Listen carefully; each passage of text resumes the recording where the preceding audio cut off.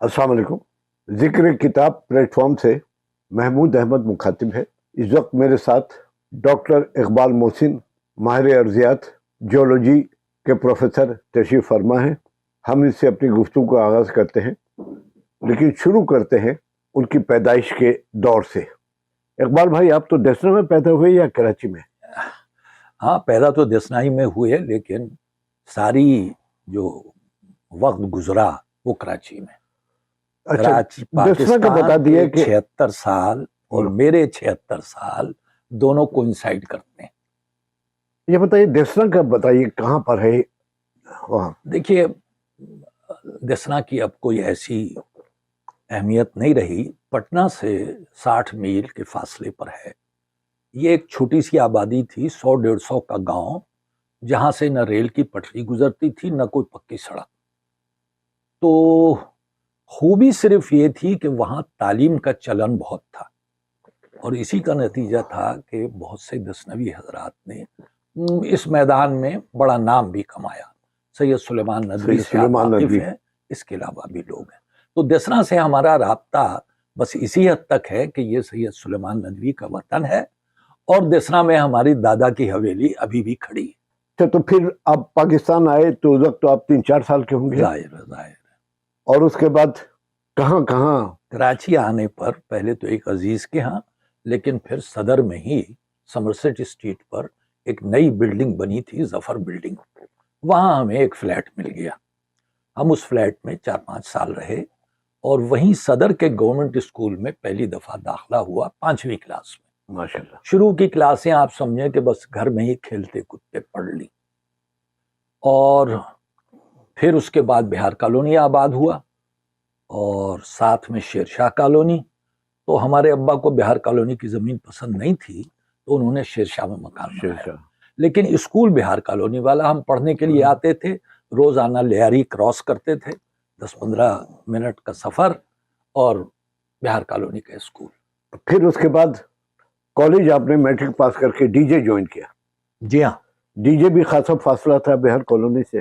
ہاں، لیکن اسکول میرے لیے بہت اہم ہے۔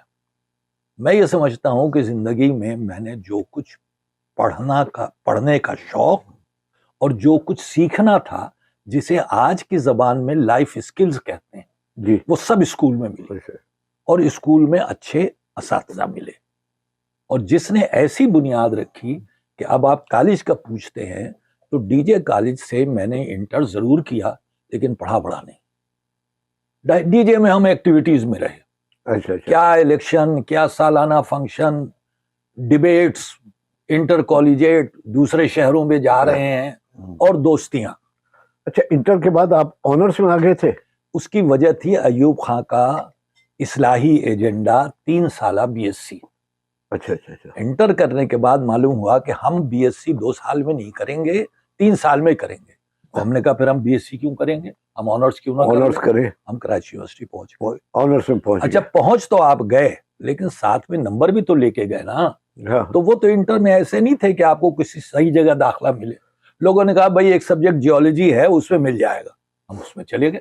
اچھا، کراچی یونیورسٹی میں جو پرانا 50 سال پرانا نقشہ ہے، شعبہ تصنیف و تالیف کے سامنے تھا یہ جیولوجی؟ نہیں، پرانا نقشہ یہ تھا کہ صرف 3 ڈپارٹمنٹ تھے، فزکس، کیمسٹری اور بیولوجیکل سائنسز، زوالوجی، اور ایڈمنسٹریشن کی بلڈنگ تھی جہاں وائس چانسلر رجسٹرار بیٹھتے تھے۔ باقی ڈپارٹمنٹ کے لیے بیرکس بنائی گئی تھی، عارضی طور پر فوجی بیرکس کے پیٹرن پر۔ تو جیولوجی بیرکس میں تھا، اور جیولوجی کے بیرکس سے متصل مائکرو بیولوجی تھا۔ Geology was wholly a male department, کوئی لڑکیاں نہیں تھی، اور مائکرو بیولوجی میں اکثریت لڑکیوں کی تھی۔ تو وہ ہمارے ڈپارٹمنٹ کے اسٹاف پر اترتی تھیں، اور اس کے بعد وہ اپنے ڈپارٹمنٹ جاتی تھی۔ تو ہمیں اس کی ضرورت نہیں تھی کہ ہم مائکرو بیولوجی کا چکر لگائیں، وہ ہمارے سامنے سے گزر جاتی تھی۔ ساری رنگینیاں سامنے سے گزر رہی ہیں۔ تو اب پھر آپ نے وہاں سے ایم ایس سی کیا؟ جی، اور ایم ایس سی، اچھا اس سے پہلے بتائیے شرف آباد کب آئے؟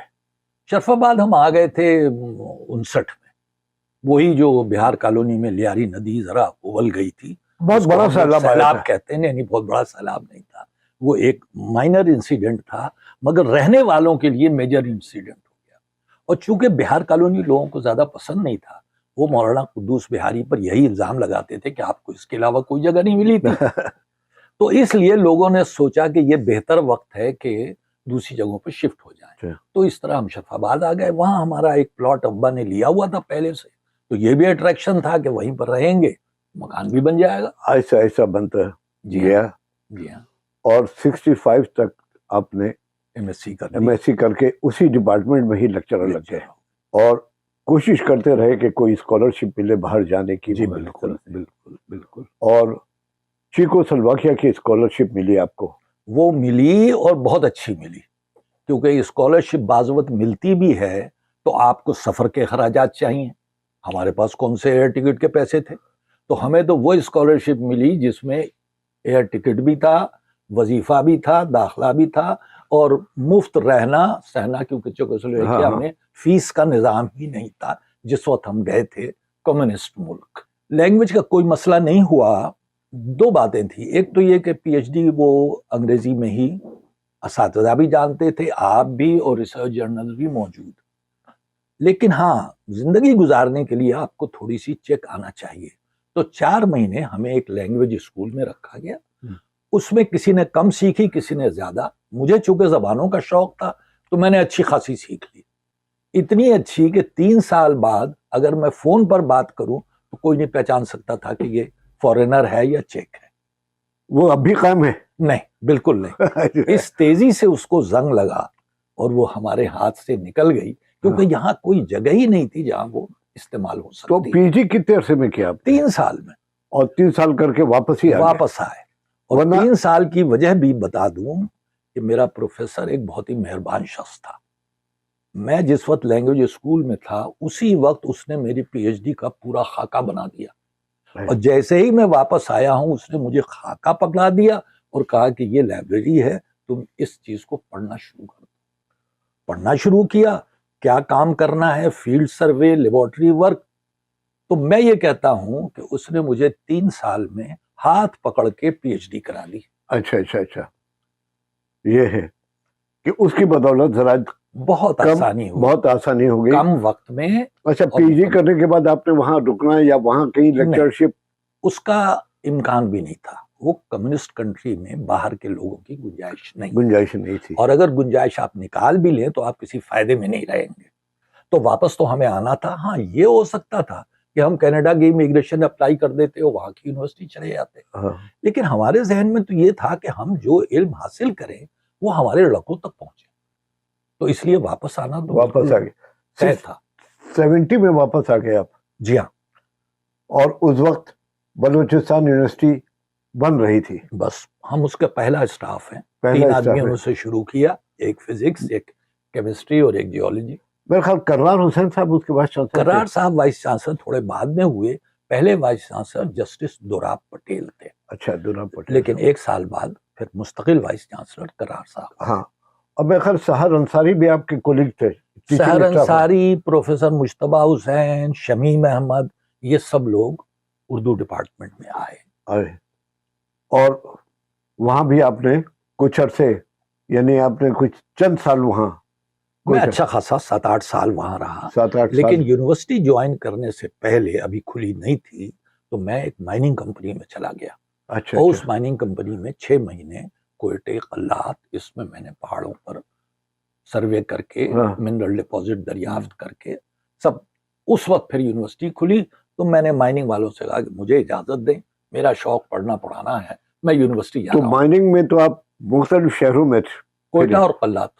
10 تو 10 تھے، دریا بھی نہ چھوڑے ہم نے. وہ پھر جب اسٹوڈنٹس کو لے جانا ہوتا تھا تو پھر آزاد کشمیر اور ایبٹ آباد اور مانسہرہ اور وارسک ڈیم تمام لے جاتے رہے. تو یہ بتائیے، یہ جو بلوچستان یونیورسٹی کا بعد میں تو سنا ہم نے، کوئی تصدیق شدہ نہیں ہے کہ وہاں کسی لڑکے کو فیل کرو تو وہ قبائلی سردار آ جاتے تھے. نہیں، اس طرح نہیں ہے.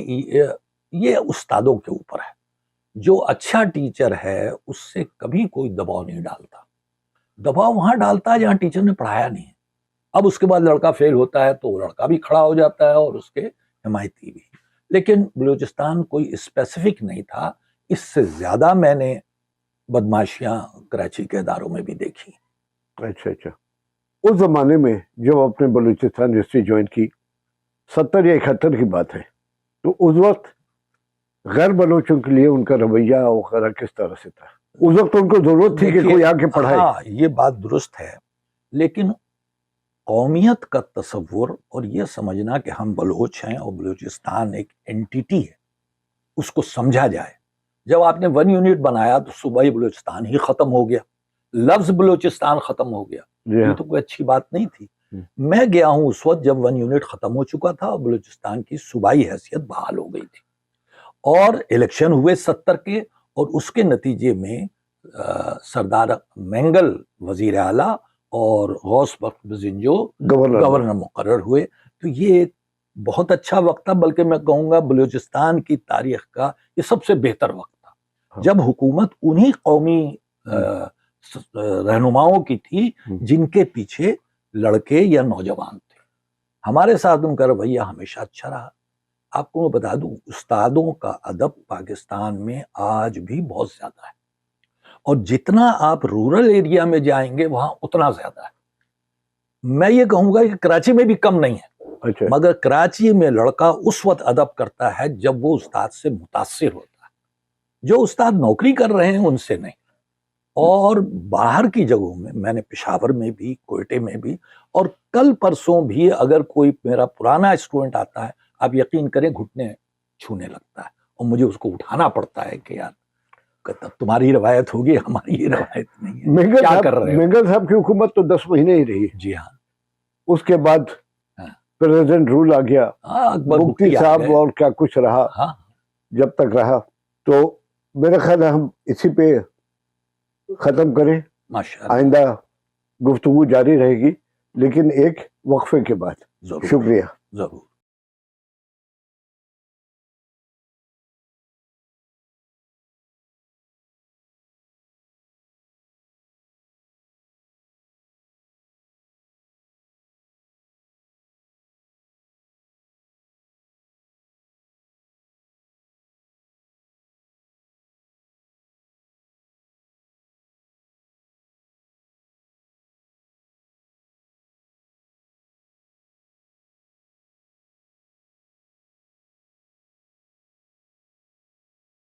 بسم اللہ الرحمن الرحیم.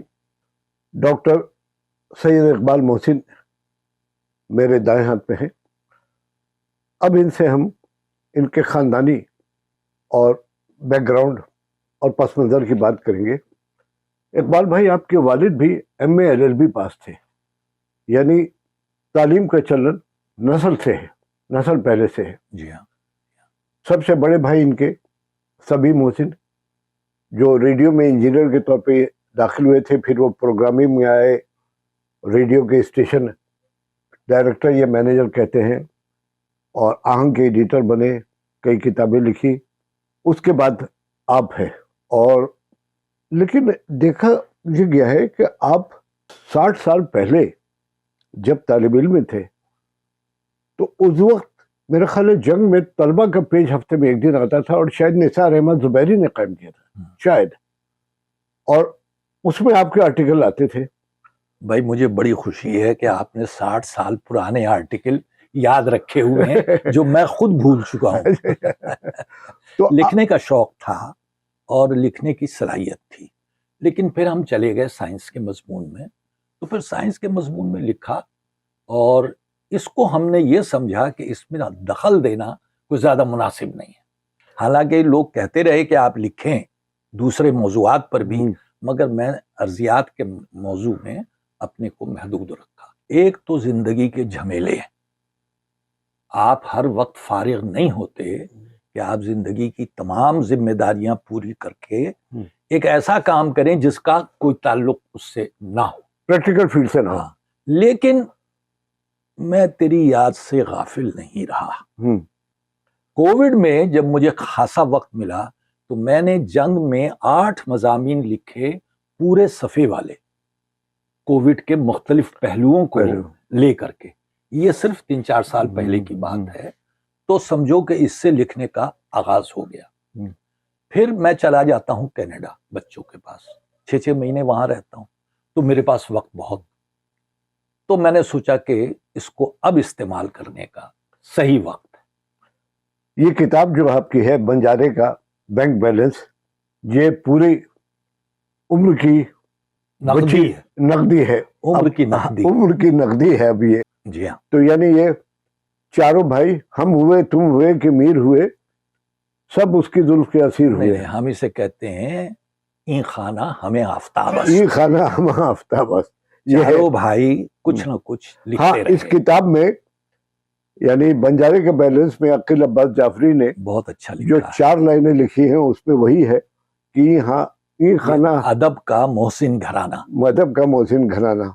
یہ تو میں نے ابھی لکھنا شروع کیا 2 سال پہلے، جب کینیڈا میں میرے پاس وقت تھا، جیولوجی میں لکھا، اور جیولوجی کے متعلق ارضیاتی معلومات کے مضمون تواتر سے ہر سال ایک مضمون 50 سال تک شائع ہوتا رہا، وہ جنگ کا پورا ریکارڈ اچھا، موجود ہے۔ اور وہ طالب علم میں جو لکھا وہ تو کچھ وہ تو اب نہیں ہے دستیاب۔ اس زمانے میں نہ کمپیوٹر سے۔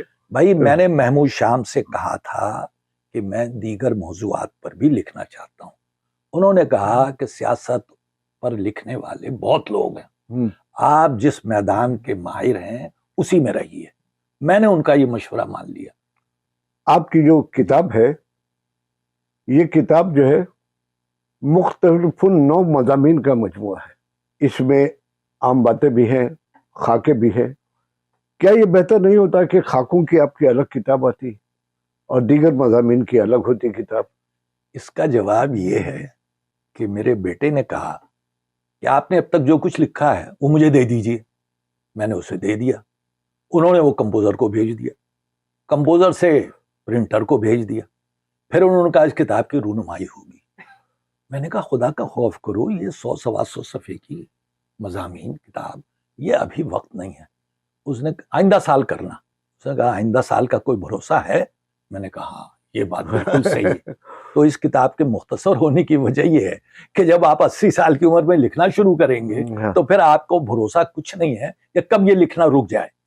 اچھا، میرا پھر سوال یہ ہے کہ جیولوجی کے موضوع پر جو آپ نے مضامین لکھے اور پبلش بھی ہوتے رہے ادھر ادھر، تو کیا ان کو کمپائل کرنے کا کوئی خیال آیا؟ بالکل، اگر وہ کتاب ہو جاتی تو جیولوجی کے اسٹوڈنٹس کے لیے بڑی کارآمد چیز ہوتی۔ میرا یہ مستقل ارادہ تھا اور میں نے بار بار اس کو ریویو کیا، لیکن میں نے دیکھا کہ یہ اخبار کے مضامین ہیں جن کی حیثیت اس واقعے سے اور اس موقع سے ہوتی ہے۔ جب اس کے اوپر 20-30-40 سال گزر جائیں تو پھر اس کی وہ اہمیت نہیں رہتی۔ تو میں نے خود اپنے لکھے ہوئے مضمونوں کو صحافتی مضمون سمجھا، ادبی نہیں سمجھا۔ لیکن جو میں نے کووڈ کے زمانے میں لکھے اس میں سے 4 مضامین اس کتاب میں شامل ہیں۔ اچھا، آپ کی زیادہ تر ٹی وی شوز میں مختلف چینل کے 2005 میں زلزلہ آیا، شاید میرے خیال رمضان کے دن تھے، اور اس سے پہلے سونامی 2004 میں۔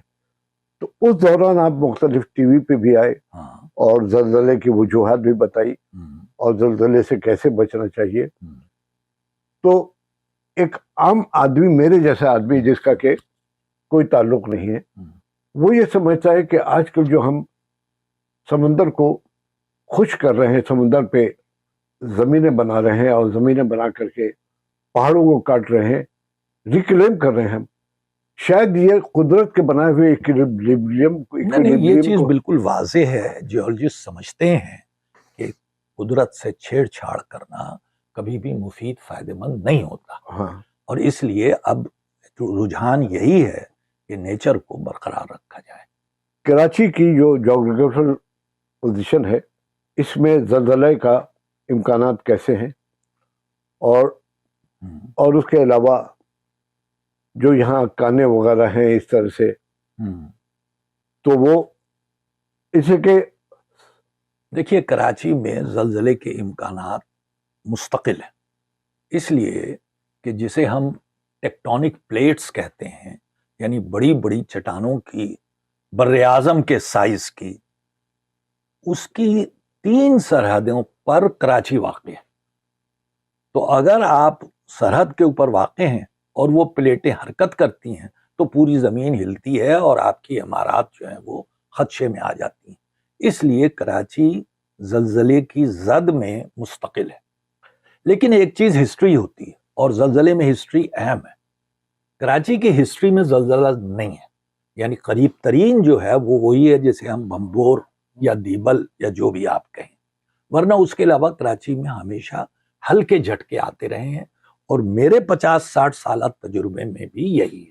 جو سب سے بڑا جھٹکا میں نے محسوس کیا وہ 2000 بھوج گجرات احمد آباد والا زلزلہ جو کراچی سے 300 کلومیٹر پہ تھا. احمد آباد بھی بھوج سے 300 کلومیٹر مشرق کی طرف تھا. وہ آدھا شہر تباہ ہو گیا اور کراچی میں صرف عمارتیں ہل کے رہ گئیں. تو یہ سوال کہ کراچی میں زلزلے کے جھٹکے آتے ہیں اور اچھے طاقت والے آتے ہیں لیکن نقصانات زیادہ نہیں ہوتے، تو یہ ایک ریڈیمنگ فیکٹر ہے.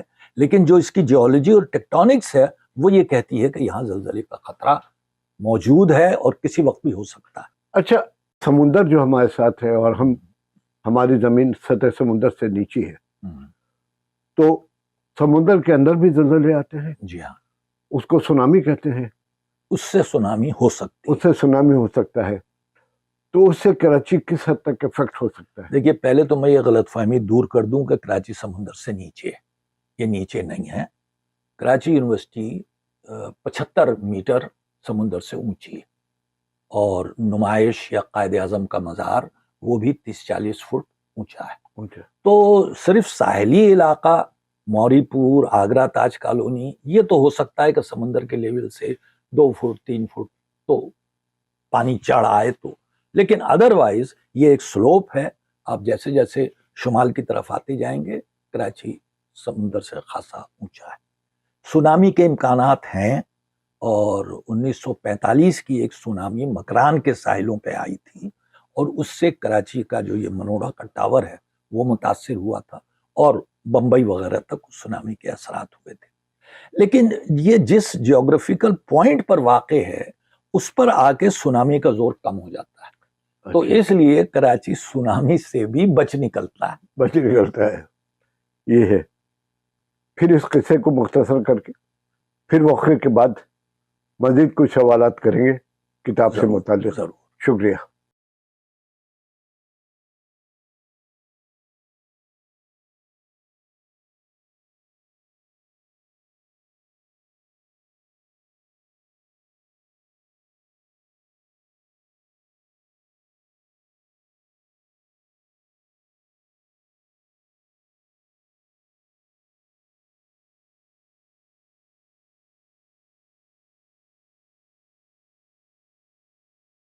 السلام علیکم. وعلیکم السلام. یہ تیسرا سیشن ہے اور اس مرتبہ ہماری گفتگو کتاب پر ہوگی، بنجارے کا بینک بیلنس. بنجارہ تو سنتے ہیں شاید سوداگروں کو کہتے ہیں. اس سوداگر کو جو اپنا سامان کندھے پہ لاد کے پھیری لگاتا ہے. اچھا. جی ہاں. بڑے بڑے ان کو نہیں کہتے. جی نہیں، جی نہیں.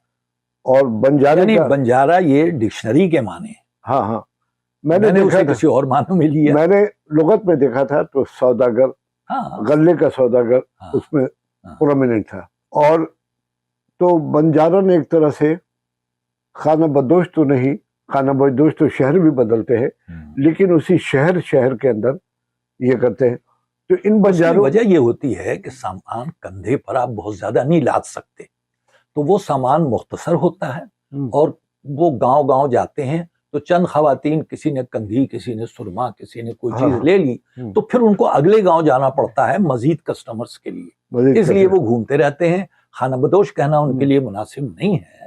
لیکن ہاں، لیکن بینک بیلنس کہاں ہوتا ہے ان بنجاروں کا؟ بینک بیلنس ہر ایک کا ہوتا ہے. آپ زندگی میں جو کچھ کرتے ہیں اور اس کے جو نتائج آتے ہیں وہ آپ کا بینک بیلنس ہے. آپ تعلیم حاصل کرتے ہیں وہ آپ کا بیلنس ہے، زندگی بھر کام آتا ہے. آج بھی آپ مجھے ڈاکٹر صاحب کہہ رہے ہیں میں نے کون سی ڈاکٹری اب کرنی ہے، چلتا ہے وہ ایک اثاثہ. آپ تجربات حاصل کرتے ہیں، بہت ہی خطرناک تجربات سے گزرتے ہیں اور بہت اچھے حالات سے گزرتے ہیں. یہ سب آپ کا اثاثہ ہے. اور جو آپ کوئی نیکی کا کام کرتے ہیں وہ بھی. تو اس سارے اثاثے کو ہم نے بینک بیلنس کا نام دیا ہے. اب ہم کتابوں کی طرف آتے ہیں کہ یا تو یہ اسکیننگ کر کے اور ویب سائٹ نے کتابوں کا زور اور کتابیں پڑھنے کا رجحان کم کر دیا ہے. ہاں دیکھیے کتاب میں جو خاکے ہیں آپ نے کہا صرف 3 ہیں یا 4 ہیں، میرا خاکے لکھنے کا کوئی ارادہ نہیں تھا. اچھا اچھا. بلکہ اس میں جتنے مضامین ہیں یہ اس میں سے کوئی بھی ارادے سے نہیں لکھا گیا ہے. جس وقت جس خیال نے پکڑا آپ نے سوچا کیا میں اس کو لکھ سکتا ہوں اور اسے لکھا اور تھوڑا بہت اسے بہتر بھی کرنے کی کوشش کی. تو زندگی کے تجربات میں جتنے طرح کی چیزوں سے ہم گزرے وہ ان میں سے کسی نہ کسی مضمون میں اس کا اظہار ہو رہا ہے. تو چند خاکوں کے طور پر ہے، بعض بیتی اور یادداشتوں کے طور پر ہے، اور بعض ملکی حالات کے مسائل کے اوپر ہے. تو اس 3 طرح کے مضامین آپ کو اس میں ملیں گے. مکس پلیٹ ہو گئی ہے آپ کہہ سکتے ہیں. لیکن یہ بتائیں، یہ جو ایک تو مسئلہ ہو گیا ہے کہ لوگوں کی کتابوں سے عدم دلچسپی، ٹھیک ہے، لائبریریاں کی لائبریریاں ہیں خالی پڑی رہتی ہیں. بالکل. دوسری ہے کتابوں کی بے انتہا قیمت. اچھا. قیمت بھی آ گئی ہے اور عوام دلچسپی ہے تو جو تھوڑے بہت لوگوں کو دلچسپی ہے وہ بھی زیادہ تر مڈل کلاس کے لوگ ہوتے ہیں. دیکھیے بات یہ ہے کہ ذرا سا ہمارا معاشرہ جو ہے وہ زوال کا شکار ہے. تو جب معاشرہ زوال کا شکار ہوتا ہے تو اس کے سارے پہلو متاثر ہوتے ہیں. پاکستان میں تعلیم کو بڑھاوا دینے کی کوششیں نہیں ہوئی. لپ سروس بہت ہوئی ہے، لیکن تو کتابیں پڑھنے کے لیے پہلے تو تعلیم چاہیے، پھر تعلیم کے ساتھ ماحول چاہیے. پڑھنے لکھنے کی قدر معاشرے میں نہیں ہے تو کسی کے پاس انسینٹیو نہیں ہے کہ وہ کیوں کتابیں خریدے، اس کو جمع کرے، اسے پڑھے اور اس علم کو پھر استعمال کرے. تو اس لیے رجحان جو ہے وہ تبدیل ہو گیا ہے. آپ کے جو مجموعی صورتحال ہے اس کی بنا پر. اچھا یہ بتائیے، آپ اپنے مطالعے کے لیے سوائے کی جو پروفیشنل لائف ہے ارضیات، کس طرح کی کتابیں پسند کرتے ہیں؟ بھائی میں ہر طرح کی کتابیں پڑھتا رہا ہوں. جیسے آپ نے کہا نا کہ اس میں ہر طرح کے مضامین ہیں. نہیں مطلب میرے بڑے بھائی جو تھے وہ پڑھنے کے شوقین تھے اور لائبریری سے کتابیں لایا کرتے تھے. وہ زمانہ لائبریری کا تھا، کبھی کبھی خرید کے بھی. تو میں تھا 6 7ویں کلاس میں اور وہ تھے کالج میں. وہ لاتے تھے سعادت حسن منٹو اور شفیق الرحمان، یہ 2 ان کے پسندیدہ ادیب تھے. تو یہ ساری کتابیں میں نے بالکل چھوٹی کلاسوں میں پڑھی. اور جب میں 9ویں 10ویں یا انٹر میں آیا تو پھر میں نے خود لائبریری سے کتابیں لانا شروع کی اور پڑھنا شروع. فکشن اور نان فکشن دونوں میں نے برابری سے پڑھی. یعنی آپ بالغ نہیں ہوئے تھے پھر بھی آپ نے بالغوں کی کتاب منٹو پڑھنی شروع کر دی. بالغ آپ 9 سال کی عمر 12 سال کی عمر میں منٹو کی کتاب تو کہتے ہیں بالغوں کے لیے. میں نے آغاز منٹو سے کیا. منٹو سے کیا ہے. اچھا شاعری میں؟ شاعری کی طرف میرا زیادہ رجحان نہیں ہے. اچھا شعر اچھا لگتا ہے لیکن شعر میں یاد بھی نہیں رکھ سکتا زیادہ. لیکن وہاں بھی وہی تھا کہ چونکہ ہم لوگ فیض صاحب سے متاثر تھے تو سب سے زیادہ ہم نے فیض کو پڑھا. پھر اس کے بعد وقت آگے بڑھا تو احمد فراز آ گئے، پروین شاکر. تو ہم نے اس طرح کے شاعروں میں، لیکن کلاسیکی شاعر اصل چیز تھے. میر، غالب اور اقبال، یہ ہمارے استاد 10ویں جماعت کے. وہ کہتے تھے میں تم کو صرف یہ 3 شاعر پڑھاؤں گا، باقی شاعر سب تم خود سمجھ لو. میر، غالب اور اقبال. یہ تینوں 3 مزاج کے لوگ ہیں. میر ایک بالکل کلاسک اور رومانوی اور افسردگی، اور غالب فلسفیانہ، زندگی کے معنی ڈھونڈنے والا. اور فیض صاحب جو آج کے حالات ہیں کنٹمپریری. اور پروین شاکر خواتین پر کیا گزر رہی ہے ان کنٹمپریری حالات میں، اس نے اس کا اظہار کیا. تو یہ 4-5 شعراء ہیں کہ جن کو میں نے دلچسپی سے پڑھا. کوئی آٹو بایوگرافی وغیرہ زیادہ نہیں؟ آٹو بایوگرافی بھی پڑھی، بلکہ مزے کی بات یہ ہے کہ انگریزی ہماری کو بہت اچھی نہیں تھی. اردو میں تو ہم نے ہر چیز پڑھی. اور آپ کو بتا دوں آخری 2 کتابیں ہیں عصمت چغتائی کی ٹیڑھی لکیر اور قرۃ العین حیدر کی آگ کا دریا. ٹیڑھی لکیر میں نے BSc کے امتحانوں کے دوران پڑھی. کتاب فزکس کتاب کے بیچ میں عصمت چغتائی کی کتاب. اور قرۃ العین حیدر کو ہم سمجھ نہیں پائے. میٹرک کی چھٹیوں میں یہ کتاب کسی عزیز کے پاس تھی اور بالکل اسی وقت چھپی تھی اور یہ ٹائپ میں چھپی تھی. یعنی جس کو نسخ کہتے ہیں 58 وغیرہ 58 میں جب وہ چھپی ہے وہ مجھے ہاتھ لگ گئی. میں نے پڑھنے کی کوشش کی لیکن وہ جو تاریخ کے دھارے میں پیچھے لے جاتی تھی آگے لے جاتی تھی وہ میٹرک کے وقت میں اس کو سمجھنا ایبزارب کرنا مشکل تھا. تو میں جب پی ایچ ڈی کر کے واپس آیا ہوں بلوچستان یونیورسٹی تو پہلی کتاب جو میں نے اٹھائی وہ آگ کا دریا. تو میں نے وہ پڑھی. آپ نے سوال پوچھا آپ بیتی کا. جب میں چیکوسلویکیا میں تھا تو اردو کی کتاب کا تو سوال ہی نہیں ہے. انگریزی کی کتابیں بھی بہت محدود تھیں. مجھے ایک کتاب ملی اسٹالین کی زندگی پر. تو میں نے پہلی انگریزی کی جو پوری کتاب پڑھی کور ٹو کور وہ اسٹالین کی آٹوبیوگرافی نہیں بیوگرافی. اچھا کرزل این نے بہت زمانے بعد اپنی بایوگرافی لکھی کالے جہاں دراز ہے. آپ نے پڑھی جس کا پہلا والیوم نہایت عمدہ, دوسرا والیوم اوسط اور تیسرا وہ نہ لکھتی تو بہتر تھا.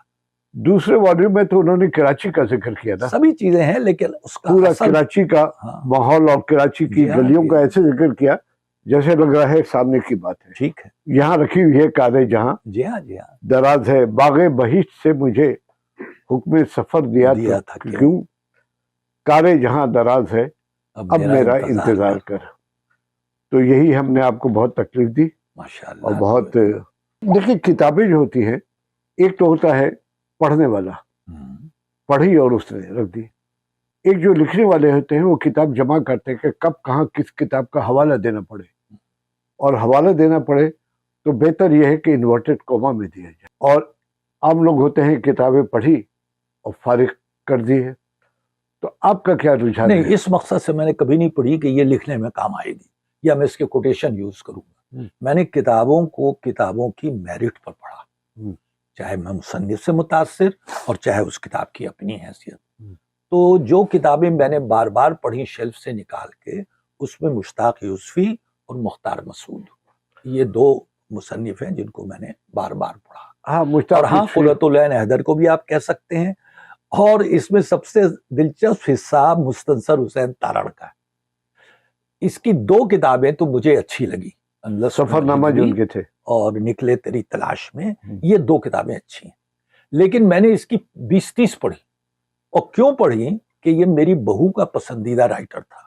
تو جب بہو ہمارے گھر آئی تو وہ جہیز میں 15 کتابیں مستنصر کی لے کے آئی تو وہ پھر ساری بیٹھ کے میں نے پڑھ ڈالی. وہ تو قید مشقت ہو گئی. نہیں وہ ہے مستنصر کی خوبی یہ ہے کہ وہ ریڈیبل ہے.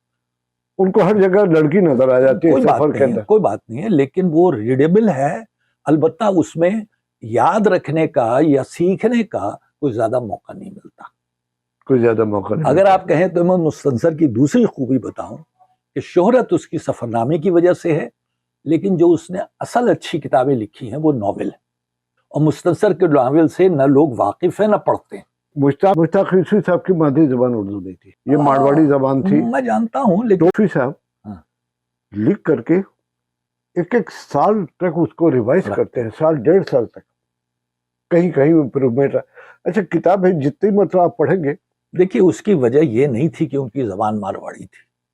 ہم سب کی مادری زبانیں فرق ہیں لیکن ہم اردو بولتے ہیں. آپ کو معلوم ہونا چاہیے کہ نیشنل جیوگرافک کے نقشے کے مطابق بہاری ایک بولی ہے اردو سے الگ. انہوں نے ہندوستان کے جس حصے پر اردو کا رنگ لگایا ہے بہاری کے لیے الگ لگایا, لیکن ہماری مادری زبان اردو ہے. اسی طرح سے اگر کوئی مارواڑی ہے اگر کوئی میمن ہے تو وہ اپنے گھر میں کوئی بھی زبان بولتا ہو لیکن وہ زبان جو گلی محلے میں بولی جاتی ہے بازاروں میں بولی جاتی ہے اور آپ اس کا حصہ ہیں وہ آپ کی. اب اس کے لیے ایک لفظ فرسٹ لینگویج آ گیا ہے. آپ مادری زبان نہ کہیں پہلی زبان کہیں. مشتاق یوسفی صاحب کو اردو میں کوئی دقت نہیں تھی. وہ جو 1 سال 2 سال چھوڑ دیتے تھے اس کو وہ کہتے تھے پال میں لگانا, کہ آپ کو دوبارہ پڑھنے کے بعد لگے کہ یہ میں نے جو لکھا وہ ابھی بھی جاندار ہے. ایک کہاوت ہے پرانے دور کی کہ آم پال کا اور خربوزہ ڈال کا, کہ آم کو پال میں رکھنے سے زیادہ ٹیسٹی ہوتا ہے. تو مشتاق یوسفی صاحب نے اسی کہاوت کو. اچھا اس کی وجہ بھی تھی. مشتاق یوسفی صاحب ایک مضمون ذہن میں رکھ کے نہیں لکھتے. ان کے لکھے ہوئے جو اصل ہے وہ فقرے کی جان ہے. تو فقرہ وہ بار بار امپروو کرتے ہیں کہ اس کا امپیکٹ جو ہے وہ ہو.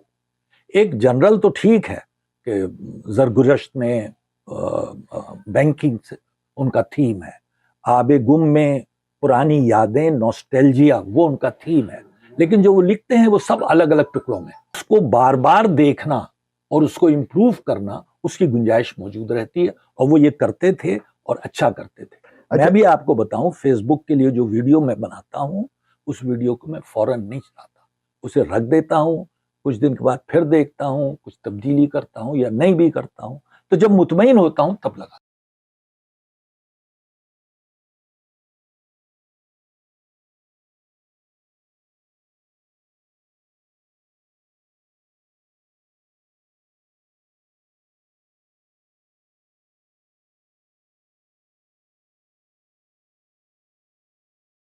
دیکھیے معاشرہ زوال پذیر ہے تو اس کا اثر تمام فیلڈ پہ آتا ہے، اس میں کتاب بھی آ گئی ہے، کتاب پڑھنے والے کم ہو گئے اور کتابیں کی قیمتیں بھی، ہر چیز کی دال روٹی آٹا چنا مہنگا ہوتا گیا تو کتابوں کی قیمت بھی بہت مہنگی ہوتی چلی گئی، اس سے اور پڑھنے والے کم ہوں گے۔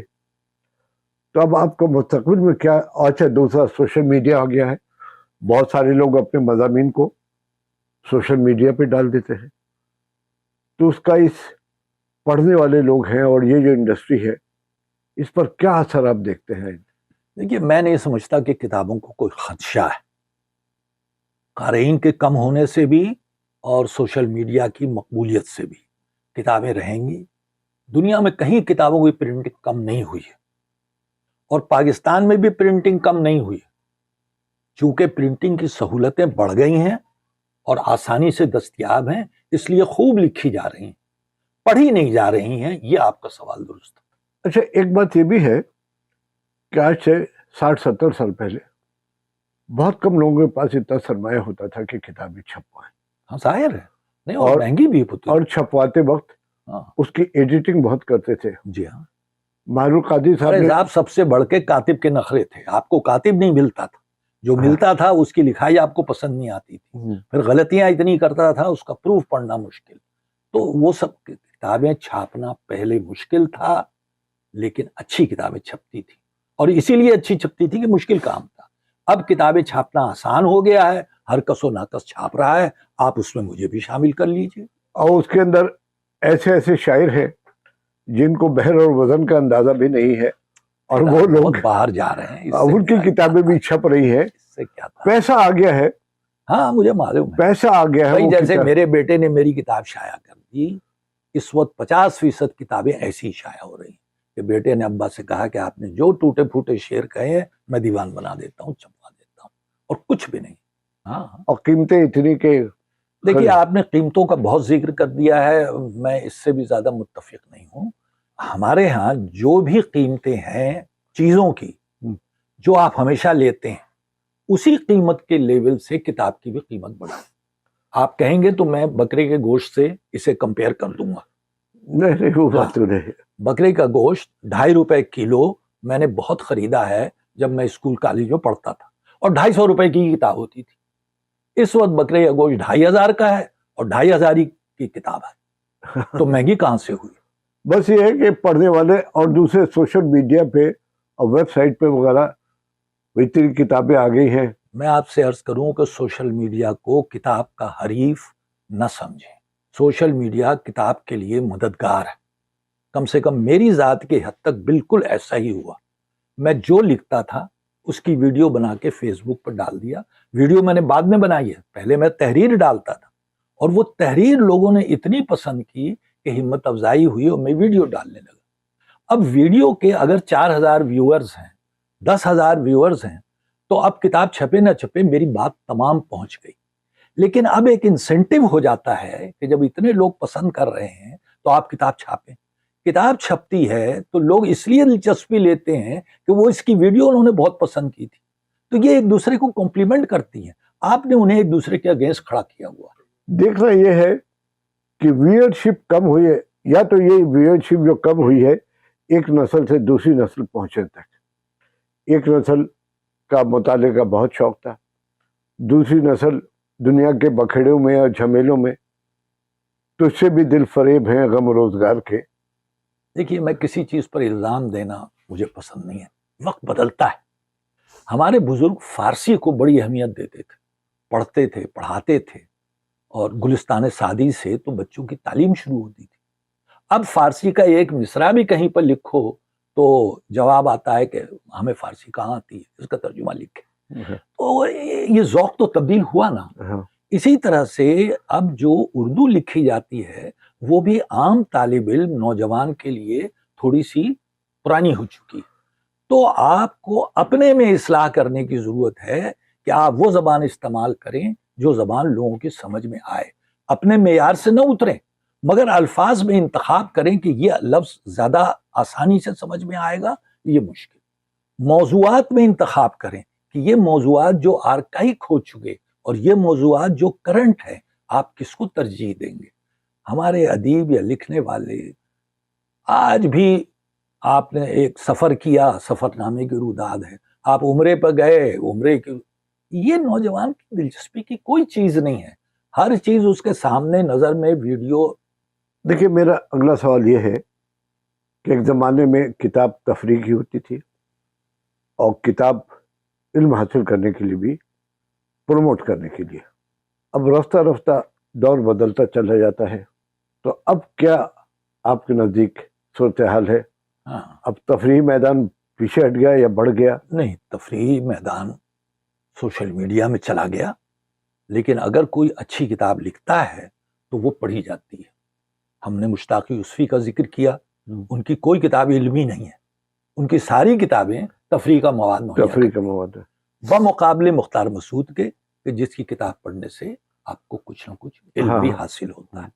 یہ بات صحیح ہے کہ علمی لوگ بھی کم ہو گئے اور علمی کتابیں بھی کم ہو گئی, لیکن لکھی جاتی ہیں, پڑھی جاتی ہیں.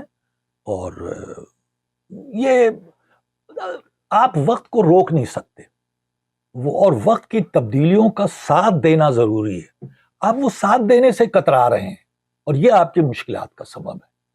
اچھا, 70-80 سال پہلے خاکوں کا بڑا ذکر شروع ہوا, خاکے لکھنے شروع ہوئے. بابا وردی کی کتاب ہے چند ہم اثر, اور اس کے بعد شاہد احمد دہلوی نے لکھی, رشید احمد صدیقی نے لکھی, اور بہت خاکوں کی کتاب آئی ہے. تو خاکوں کی کتاب سے جو مشاہیر گزرے ہیں ان کے متعلق معلومات ہوتی ہے. کیا آپ کے خیال میں اس سے کچھ علم میں اضافہ ہوتا ہے؟ ہوتا ہے, بالکل.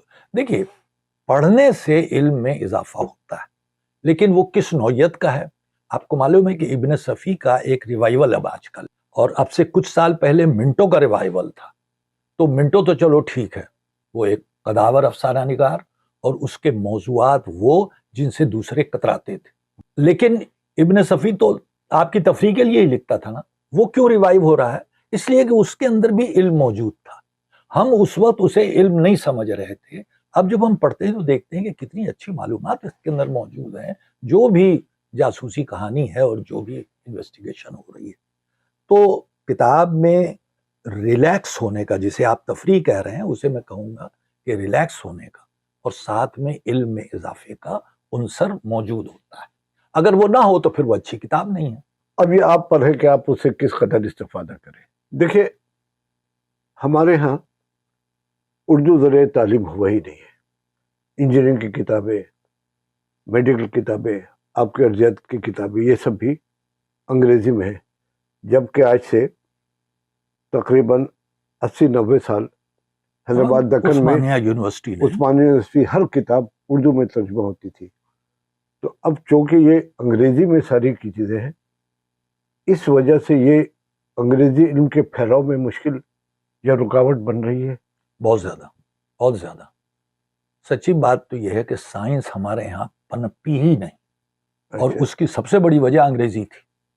سائنس کے تصورات آپ ایک غیر زبان میں لے رہے ہیں تو آپ اس غیر زبان میں الجھے ہوئے ہیں, تصورات تو آپ تک آتے ہی نہیں. اور جو معاشرتی علوم ہیں ان کے ساتھ بھی کچھ بہت اچھا نہیں ہوا. تو یہ پرانی بحث ہے. مادری زبان یا فرسٹ لینگویج آپ کی ذریعہ تعلیم کبھی نہیں ہوئی, اس میں کتابیں کبھی نہیں لکھی گئیں. استاد نے خود ان موضوعات کو نہیں سمجھا, پڑھایا اس نے کہ بس یہ سوال آئے گا تم یہ جواب کرو, اور میں نے تو یہ تک دیکھا ہے کہ ٹیکسٹ بک پر یہ بریکٹ لگا ہوا ہے کہ یہ جو ہے یہ سوال نمبر 3 کا جواب ہے. تو ظاہر ہے کہ ہم تعلیم کے میدان میں اول تو تعلیم کا پھیلاؤ کم ہے اور اس کے بعد اس کا معیار نہیں, اور جو اس کے اندر ایک اچھا طالب علم ہے اس کے اندر بھی انوویشن نہیں ہے, اس کے اندر بھی اپج نہیں ہے, وہ بھی بس وہی کر رہا ہے جو کتابوں میں لکھا ہوا تھا, جو اس کے استادوں نے جو خود پڑھا تھا پڑھا دیا. سوچ ڈیولپ نہیں ہو رہی ہے.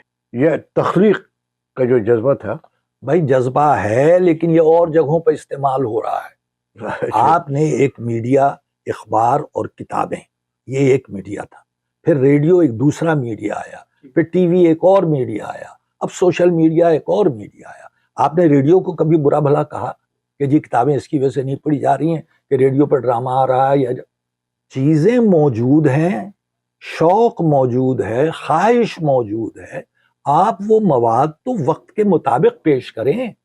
آپ 50 سال پیچھے لے جانا چاہتے ہیں, نوجوان نہیں جائے گا. شمالی امریکہ میں اردو پڑھنے والے 2 حصوں میں تقسیم کیے جا سکتے ہیں. ایک وہ لوگ کہ جن کی اٹھان اپنے ہی ملک میں ہوئی, پاکستان ہو, ہندوستان ہو یا جو بھی, اور انہوں نے کچھ وقت بھی اپنے ملک میں کام بھی کیا اور اس کے بعد وہ کینیڈا گئے یا امریکہ گئے. تو ان کی جو زبان ہے اس پر بھی ان کو عبور ہے, اس میں جو کتابیں انہوں نے پڑھی اس کا بھی ذائقہ ان کو معلوم ہے, اور وہ وہاں بھی چاہتے ہیں کہ یہ ملے, لیکن وہاں نہیں ملتی. یہ بات طے ہے. جو نئی نسل ہے وہ اردو بول لیتی ہے لیکن لکھنا پڑھنا اس کے لیے مشکل ہے. اور مزے کی بات یہ ہے کہ میں نے بعض پیرنٹس کو بھی دیکھا کہ وہ کہتے ہیں کہ یار کیا فائدہ ہے, اردو اگر پڑھے گا بھی تو وقت ہی لگے گا نا, حاصل تو کچھ نہیں ہے. اب میں ان سے کیسے بتاؤں کہ آپ جتنی زبانیں سیکھتے ہیں اتنی زیادہ آپ کی شخصیت میں پروان چڑھتی ہے. آپ اپنی مادری زبان ہی اگر نہیں پڑھ رہے تو آپ اپنا ایک حصہ عضو معطل کر رہے ہیں. لیکن کچھ پیرنٹس خیال رکھتے ہیں. تو یہ جو میں نے آپ کو فیس بک اور ویڈیوز کا بتایا, اس کی ابتدا اسی وجہ سے ہوئی تھی. پہلے میں لکھتا تھا تو امریکہ کے بعض دوستوں نے کہا کہ جی آپ جو لکھتے ہیں, جو بزرگ ہیں ان کی بینائی اجازت نہیں دیتی اور جو بچے ہیں انہیں اسکرپٹ نہیں آتا, اس لیے آپ اس کی آڈیو ویڈیو بنائیں. میں نے وہ بنانا شروع کر دی تو اسے مقبولیت حاصل ہے. تو آپ وہ راستہ اختیار کریں جس سے آپ کمیونیکیٹ کر سکیں. تو کینیڈا میں یا امریکہ میں اردو کا مستقبل کسی صورت بھی تاریک نہیں.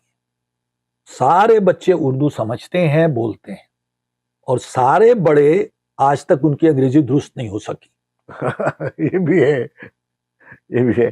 وہ واٹس ایپ کے اوپر جو انگریزی میں میسج لکھتے ہیں, 4 لائنوں میں ہر لائن میں ایک آدھ انگریزی کی غلطی تو ہوتی ہے. بالکل ہوتی ہے. یہ ہے 40-50 سال بحیثیت استاد کے گزارا, اور میرا آبزرویشن یہ ہے کہ استاد کے تدریس میں ایک خرابی یہ ہے کہ وہ 50 سال بھی بعد بھی اپنے آپ کو طالب علم سمجھتا ہے, نرگسیت سے دور رہتی ہے. تب آپ کا کیا خیال ہے کہ آپ نے اپنی زندگی میں جو مقصد تھا آپ کا, ان کو پھیلانا, وہ حاصل کیا؟ اور کیا دیکھیے مطمئن تو پورے طور پر کوئی نہیں ہوتا, لیکن بڑی حد تک میں نے حق ادا کیا استاد ہونے کا. طالب علموں کو میں نے صرف ارضیات نہیں پڑھائی, میں نے ہمیشہ خیال رکھا کہ میں ان کے ذہن میں وہ خیالات ڈالوں جو میں سمجھتا ہوں کہ ہونے چاہیے, چاہے وہ اخلاقی ہو, چاہے وہ ملکی ہو, چاہے کسی نوعیت کا بھی ہو, معاشرتی ہو, سماجی ہو. تمہاری یہ ذمہ داری ہے, تمہیں ان چیزوں کو اس طرح کرنا چاہیے. میں اپنے ارضیات کے لیکچر میں ہمیشہ یہ کمپوننٹ رکھتا تھا, اور لڑکے مجھے آج بھی ملتے ہیں اور آج بھی وہ میری ارضیات کی کوئی تعریف نہیں کرتے. کبھی یہ کوئی کہہ دیتا ہے کہ ہاں آپ نے جو پڑھایا وہ مجھے بہت کام آیا. زیادہ تر وہ یہی کہتے ہیں کہ آپ کی کلاس سے جو ہم آپ کی باتیں سنتے تھے اس سے ہم نے بہت کچھ حاصل. تو نوجوانوں کے لیے میرا پیغام یہی ہے کہ پاکستان کے حالات اچھے نہیں, اس میں مایوسی کی بھی گنجائش ہے اور گھٹن کا بھی ماحول ہے. لیکن آپ ہمت نہ ہاریں, امید کا دامن نہ چھوڑیں. تبدیلی آئے گی, آپ تبدیلی کے بہت خواہش مند ہیں, بہتری آئے گی اور اس کا آنا انتہائی ضروری ہے. سچی بات یہ ہے کہ ہمارا ملک جس دور سے گزر رہا ہے یہ ایک انٹینیبل چیز ہے. آپ بتائیے انٹینیبل کو اردو میں کیا کہیں گے؟ غیر مستقل، غیر منطقی، غیر مستقل، ایک چیز جو نہ چلنے والی ہو. اس لیے باوجود تمام اندھیرے کے اور گھٹن کے اور راستہ دکھائی نہ دینے کے آپ بالکل امید رکھیں کہ حالات بدلیں گے. انشاءاللہ. کہاں سے بدلیں گے یہ میں آپ کو نہیں بتا سکتا. وہ ایسی جگہوں سے آئیں گے جس پر آپ کا گمان بھی نہیں ہے. ٹیکنالوجی تبدیل کر دے گی ہر چیز کو، اور بہت سے فیکٹر ہیں جو چینج کریں گے. تو نوجوان اپنا کام کرتے رہیں، اپنے جوش و جذبے کو توانا رکھیں اور دیکھیں کہ موقع کہاں پر ملتا ہے، اور جب موقع ملے تو اس کو استعمال کریں. انشاءاللہ ضرور آپ کا پیغام لوگوں تک پہنچائیں گے، اور جب تک آپ اپنی کوششیں اور اپنی صلاحیتیں اس میدان میں پروموٹ کرنے کے لیے لگاتے رہیں گے. بہت شکریہ.